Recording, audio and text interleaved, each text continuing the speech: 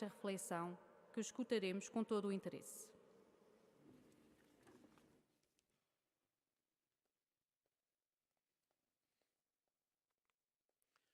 Muito boa tarde a todos. É um prazer para mim estar convosco nesta tarde do domingo da festa do batismo do Senhor. Agradeço ao Santuário de Fátima, na pessoa do vice-reitor, o Sr. Padre Vítor Coutinho, e da Cláudia, não é, Cláudia?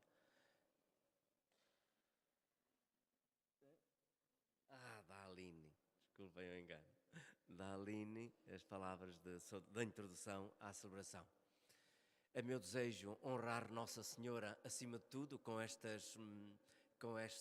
intervenção que faço, e, ao mesmo tempo, é meu desejo também que aquilo que eu diga possa ser de utilidade para cada um de vós, de tal maneira que não dê por mal empregue o tempo que passa aqui a ouvir-me. O tema que irei desenvolver, que já foi enunciado, a comunidade cristã, povo de Deus em caminho, eu vou desenvolvê-lo em 4 pontos. Primeiro, algumas notas sobre a situação histórico-socio-religiosa em que nós vivemos e que de alguma forma condiciona também o nosso sentido de pertença à Igreja e a consciência que temos dessa pertença e o modo como efetivamente pertencemos. Depois, um segundo ponto, não se é cristão sozinho. Um terceiro ponto, gostaria de desenvolver um pouco o que é a Igreja a partir de 4 imagens que se relacionam claramente com Fátima: Maria, casa, comunidade e povo peregrino. E, por fim, o último ponto, os santuários como sinal e lugar de experiência da Igreja. Espero não ultrapassarem o tempo que me está reservado para esta intervenção. Primeiro ponto, então, a comunidade cristã entre a necessidade de relações e o desejo de estar só. Vivemos num tempo em que, por um lado, as pessoas desejam estar sós. E muita gente faz a opção por estar sós, por seguir o seu ritmo, por não ter que dar satisfações a ninguém, por fazer aquilo que entende, quando entende, sem, com isso, se sentir incomodado por ter que explicar a outros aquilo que faz. Mas, por outro lado, vemos também a necessidade das pessoas de se juntarem em multidão. Isso acontece nos festivais musicais de jovens no verão, acontece com as multidões que frequentam os estádios de futebol, acontece por motivos reivindicativos daqueles que participam em manifestações de ordem política ou sindical. E acontece também num desejo, num gosto de participarem numa multidão como é a do Santuário de Fátima nas peregrinações. Ou então noutros eventos multitudinários de caráter religioso, como podem ser as Jornadas Mundiais da Juventude, ou então as peregrinações a Tézé, ou outros. Portanto, conjuga-se por um lado este desejo de estar só, a individualidade, com o estar imerso, estar mergulhado no meio de uma multidão e sentir-se participante dessa multidão. E um outro fator, uma outra nota importante também é o facto de as pessoas, apesar de toda esta tendência, ou entre estas duas tendências, o gosto de estar com os outros, digamos em pequeno grupo, na pequena comunidade, naquelas relações que vivemos no dia a dia. Querem de uma forma mais estável, quando pertencemos a um grupo ou a uma família, ou então quando nos encontramos para estarem com um grupo de amigos no café ou noutro sítio. Sentimos, portanto, tudo isto evidencia que, não obstante esta tendência para algum isolamento, para a individualização, persiste a necessidade de de relações e de estar com os outros, uma certa experiência de fraternidade com os outros. Tudo isto afeta também a vivência religiosa e a consciência da pertença à Igreja. Naturalmente que este modo de ser e de estar hoje em sociedade reflete-se depois no modo como se pertence à Igreja. Não é por acaso que há muita gente em cada semana e com muita frequência a vir ao Santuário de Fátima. Vamos dar um passeio e vamos a Fátima, vamos à missa a Fátima. Esta tendência a ajustar o programa de vida e o programa religioso também às circunstâncias da vida, portanto, que marcam também, e Fátima é, de alguma forma, também testemunha destas características, deste querer vir livremente, sem grande programa, e de querer estar com outros, participar com outros numa peregrinação ou numa multidão.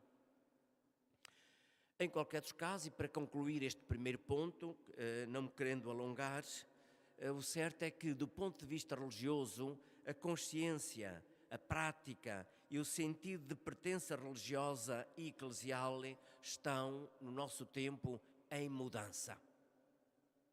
E isso afeta o sentido de pertença à Igreja, afeta as relações com a própria Igreja de uma forma estável. E passa ao segundo ponto. Cristão quer dizer estar unido a Cristo e à sua Igreja. De facto, não se pode ser cristão sozinho. Nenhum de nós se fez cristão, nenhum de nós nasceu como cristão sozinho. Somos cristãos porque nos fizeram cristãos. Recebemos este dom, recebemos esta graça. Foram outros que nos batizaram. Foi a Igreja que trouxe até nós a vida e a graça cristã para que fôssemos realmente cristãos. Por isso, os cristãos, referem Enzo Bianchi, prior da comunidade de Bose, em Itália, os cristãos, repito, não são simplesmente chamados, mas sim chamados juntos, convocados da dispersão para a unidade e da separação para formar um corpo, um edifício espiritual, um povo e uma nação santa. Até aqui, Enzo Bianchi. Portanto, nascemos como cristãos na Igreja. A Igreja é então a nossa família, é a nossa mãe na fé e na vida cristã. E a Igreja somos todos nós. Não é simplesmente o Papa, o Bispo, o Padre, o religioso, a religiosa, os monges.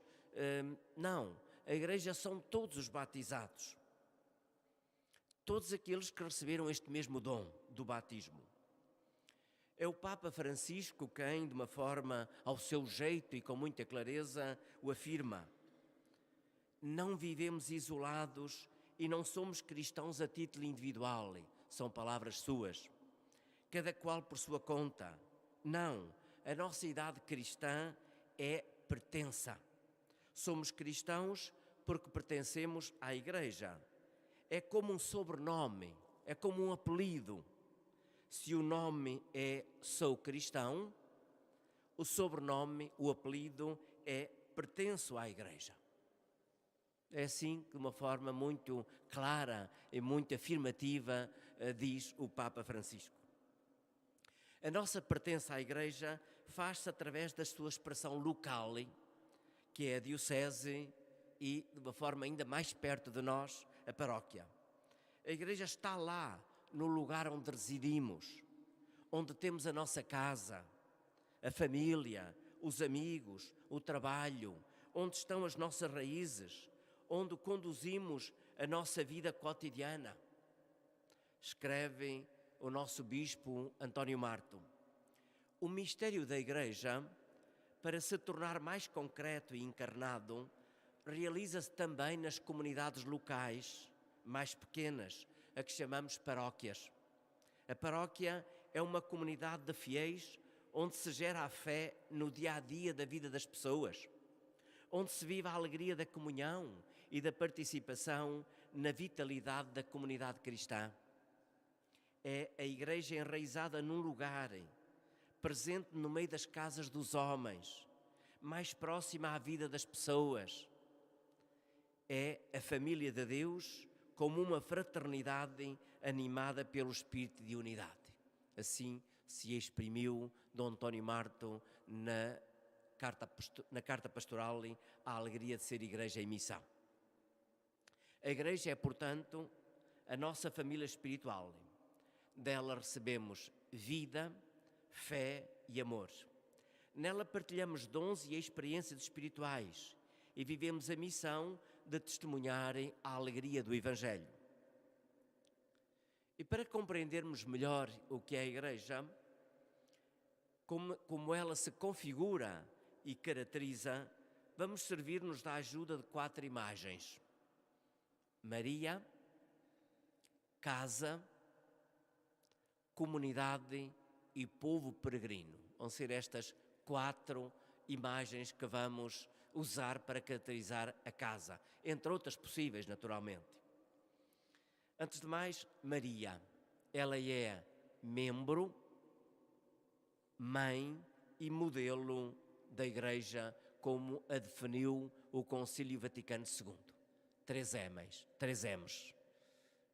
Modelo, membro, mãe e modelo. O Santuário de Fátima surgiu, como sabemos, por iniciativa da Virgem Maria, que aqui se manifestou a 3 crianças. São estas 3 crianças o núcleo fundador das grandes assembleias que se reúnem nestes lugares e que constituem uma imagem da Igreja como povo de peregrinos. Aqui Maria atrai-nos para o seu Filho e para o Pai do céu, mas também nos une uns aos outros, fazendo-nos experimentar espiritualmente que somos uma comunidade de irmãos unidos pela mesma fé e pela mesma devoção. O Segundo Concílio do Vaticano fala da Virgem Maria como membro iminente e inteiramente singular da Igreja. Maria é membro da Igreja. É por isso mesmo que algumas representações e algumas colocações da imagem de Nossa Senhora hoje tendem às vezes a colocá-la, como acontece em Braga, sentada num banco da igreja. Ou então, como acontece na igreja do Marco de Canaveses, colocada próxima da Assembleia, à frente, virada para a Assembleia, mas próxima dela. Ou então, como agora recentemente aqui na Basílica da Nossa Senhora do Rosário, foi colocada aqui assim, também relativamente próximo de nós. Maria é membro da Igreja. Mas também, diz o Concílio Vaticano II, ela também é seu tipo e exemplar perfeitíssimo na fé e na caridade. Ela é, portanto, exemplo, modelo da fé e da vivência da relação com Deus. E, por fim, terceira característica de Maria, ela é também a Mãe amantíssima, porque cooperou com o seu amor para que na Igreja nascessem os fiéis. Contemplando Maria, encontra-se nela um modelo para cada cristão e para a Igreja, a fim de viver a fé, a caridade, a misericórdia e a missão de levar Cristo a todos. Diz o Papa Francisco, na sua linguagem muito direta e muito viva: a maternidade da Igreja insere-se precisamente em continuidade com a de Maria, como um seu prolongamento na história. Jesus nasceu de Maria, é o modelo, e todos nós nascemos na Igreja. Então, compreendemos que a relação que une Maria à Igreja é mais profunda do que nunca. Contemplemos Maria, descobramos o rosto mais belo e mais terno da Igreja. E olhemos para a Igreja, reconheçamos nela os traços sublimes de Maria. Reparem este paralelo entre Maria e a Igreja. Nós, cristãos, continuou o Papa, não somos órfãos. Temos uma mãe. Temos uma mãe. E isto é sublime. Não somos órfãos. A Igreja é mãe, Maria é mãe. Portanto, participamos ou beneficiamos desta dupla maternidade, a de Maria e a da Igreja. A Igreja é mãe, continua ainda o Papa Francisco, e como todas as mães, sabe acompanhar o filho em necessidade, levantar o filho que caiu, curar o doente, procurar o perdido, despertar o adormecido e defender os filhos inermes e perseguidos. Até aqui as palavras do Papa Francisco em relação a esta maternidade de Maria e a esta maternidade da Igreja. A mãe cuida dos filhos, alimenta-os, protege-os. Assim faz a Igreja conosco e nós, uns em relação aos outros, pois nós não somos apenas filhos da Igreja, somos também a expressão da Igreja-mãe. E por isso esta maternidade, esta expressão de maternidade, fazemo-lo também na relação uns com os outros em Igreja. De certo modo, somos em Igreja e como expressão da Igreja, somos mães uns dos outros, temos estes cuidados maternos uns em relação aos outros. Como Maria vive a relação com Deus e cumpre a missão por Ele confiada, assim a Igreja obedece à palavra de Deus, gera novos fiéis para a vida cristã, educa-os na fé e acompanha-os no desenvolvimento da vida cristã como uma mãe. Portanto, esta primeira imagem de Maria como mãe, como imagem da Igreja e imagem nesta tríplice qualidade ou qualificação que eu disse, membro, modelo e mãe. Segunda imagem, a casa, a capelinha, o acolhimento, o abrigo, a guarda, que esta imagem da casa exprime. Nossa Senhora mandou construir uma capela em sua honra no lugar onde ela se manifestou. A capelinha é sinal da presença de Maria e do amor com que nos acolhe. Ela oferece-nos aqui a sua casa, símbolo do seu amor e do seu cuidado conosco. Maria, diz o Papa Francisco, é ela mesma, casa de Deus, templo vivo do seu amor. Mas esta capelinha e o conjunto do santuário é igualmente sinal da Igreja como casa de Deus, lugar onde Ele habita e onde nos oferece os seus dons e a sua graça. É o Papa Francisco quem ensina. Todas as vezes que celebramos a dedicação de uma igreja, é-nos recordada uma verdade essencial. O templo material, feito de pedra, é sinal da igreja viva e ativa na história, ou seja, daquele templo espiritual, como diz o apóstolo Pedro, do qual o próprio Cristo é pedra viva, rejeitada pelos homens, mas escolhida e preciosa aos olhos de Deus.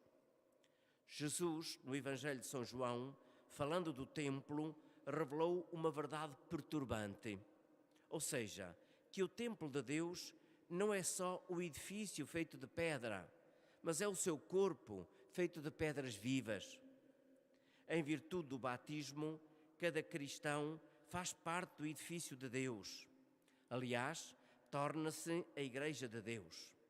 O edifício espiritual, a Igreja, comunidade dos homens santificados pelo sangue de Cristo e pelo Espírito do Senhor ressuscitado, pede a cada um de nós que sejamos coerentes com o dom da fé e realizemos um caminho de testemunho cristão. Até aqui, portanto, as palavras do Papa na referência à Igreja como casa, como templo de Deus.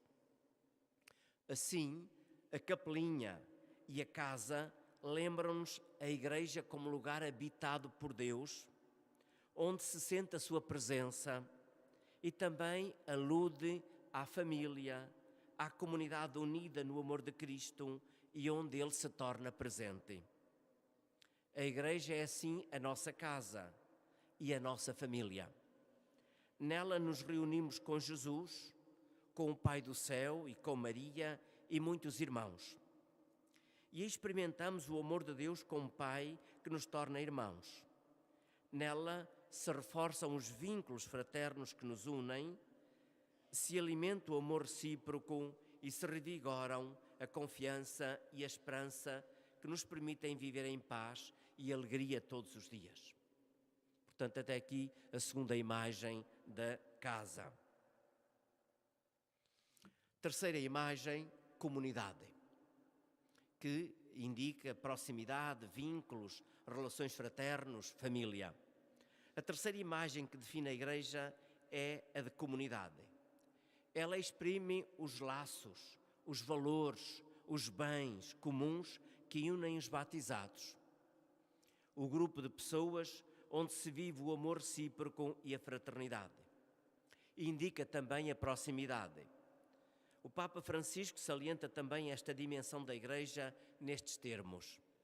A Igreja, na origem da sua vida e da sua missão no mundo, mais não foi do que uma comunidade constituída para confessar a fé em Jesus Cristo, Filho de Deus e Redentor do homem. Uma fé que se torna ativa por meio da caridade. Caminham juntas. Também hoje, a Igreja está chamada a ser no mundo a comunidade que, radicada em Cristo por meio do batismo, professa com humildade e coragem a fé nele, testemunhando-a na caridade. Para esta finalidade essencial, devem ser orientados também os elementos institucionais, as estruturas e os organismos pastorais. Para esta finalidade essencial, testemunhar a fé na caridade. Até aqui, portanto, o Papa Francisco.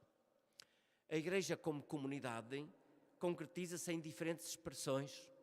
A paróquia, a comunidade de vida consagrada, uma comunidade de famílias, estas novas comunidades que surgiram recentemente e outras, onde os laços da fé e do amor de Cristo unem as pessoas batizadas. Cada comunidade, todavia, está inserida numa igreja local ou diocese e na comunhão de todas, na única Igreja de Cristo que constitui o povo de Deus em caminho. E povo é a quarta imagem que uso para explicitar o sentido da Igreja. A Igreja é povo de Deus em caminho. Bendito seja Deus que nos reuniu no amor de Cristo. É assim que respondemos à saudação do sacerdote no início da celebração da Eucaristia. De facto, é Deus quem forma a Igreja através da palavra que dirige aos homens ao longo dos tempos e, sobretudo, através do seu Filho Jesus Cristo. Foi e continua a ser Jesus quem reúne a Igreja como a família e o povo de Deus, espalhado por todo o mundo. Vós sois agora o povo de Deus, escrevia São Pedro aos cristãos destinatários da sua primeira carta.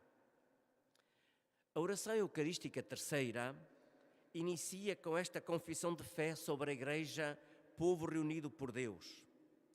Vós, Senhor, sois verdadeiramente santo, e todas as criaturas cantam os vossos louvores, por Jesus Cristo, vosso Filho, nosso Senhor, com o poder do Espírito Santo. E não cessais de reunir para vós um povo que de um extremo ao outro da terra vos ofereça uma oblação pura. E em seguida, aos domingos e outras solenidades, associamos a este povo como sua concretização ali naquele lugar, a Assembleia reunida em oração, evocando, reunidos na vossa presença, em comunhão com toda a Igreja, ao celebrarmos o primeiro dia da semana, nosso Senhor Cristo ressuscitou dos mortos. Portanto, reunidos, Senhor, em comunhão com toda a Igreja. A Igreja não pode ser por um povo que Deus reúne, extremo à terra, mundo, rumo à sua celeste. É um caminho, um povo peregrino do céu. A tradição bíblica e cristã, mais do que uma viagem, momento a um lugar sagrado, com a confiança nele. Com a consciência da transitoriedade, de estar em caminho. Assim declara o salmista: sou um peregrino nesta terra. E Pedro define os cristãos como estrangeiros, com consciência de que a sua vida no mundo é uma passagem à eternidade. E em si precárias, o destino é Deus e a sua morada santa. Só ali se a sua habitação estável, permanente. Os santuários que encontram em Deus ao Monte Sião, isto é, a vida vínculos que unem. O povo especial constitui os povos humanos e vive a igreja e para os valores do meio dos quais o povo é e os dons que recebeu a ele e nele. O ser peregrino que não pode ficar no mundo. Naturalmente que a peregrinação é mais membro do novo povo e alimentar-se fraterno, católico, nunca estamos. Isso é a nossa esperança. Essa povo de peregrinos. E salvífico lugar se referido a uma grande entre os homens para o mistério duplo idade e dos fiéis. Também sinal do povo de Deus no seu em direção ao área do sagrado.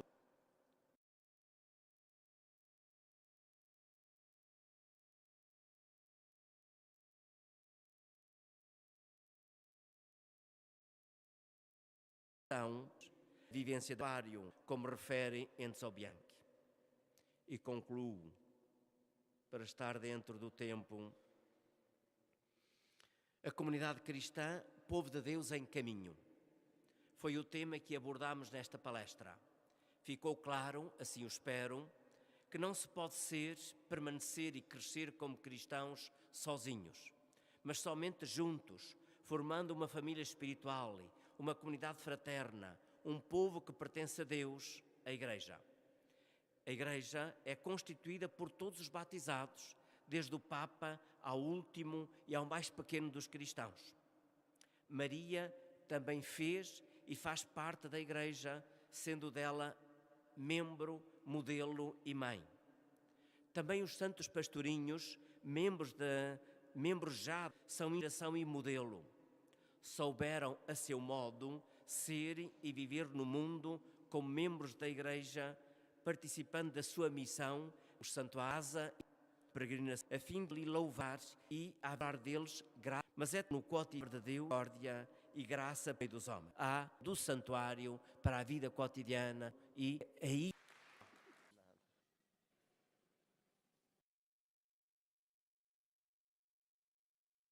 Manuel Soares.